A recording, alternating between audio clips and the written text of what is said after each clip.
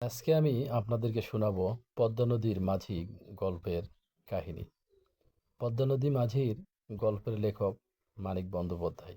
বর্ষার মাঝামাঝি সময় পদ্মায় ইলিশ মাছ ধরবার মৌসুম চলছে। দিবারাত্রি কোনো সময়ই মাছ ধরিবার কামাই নাই। সন্ধ্যার সময় জাহাজ ঘাটে দাঁড়াইলে দেখা যায় নদীর বুকে শত শত আলো অনির্বাণ জোনাকির মতো ঘুরিয়া বেড়াইতেছে। জেলেদের নৌকার আলো ওগুলি।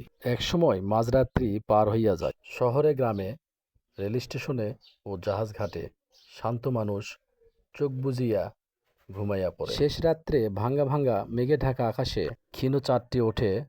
জেলে নৌকার আলোগুলি তখনও নেভে না। নৌকার খোল ভরিয়া জমিতে থাকে মৃত সাদা ইলিশ।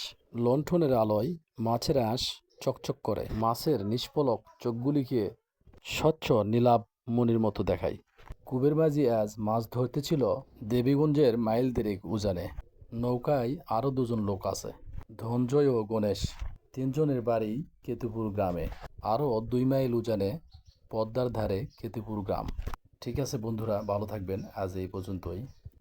জ্ঞানের বিকাশের জন্য ফেসবুকের মাধ্যমে তুলে ধরলাম এই গল্পের কথাগুলো।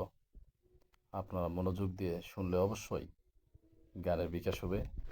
থ্যাংক ইউ সকলকে।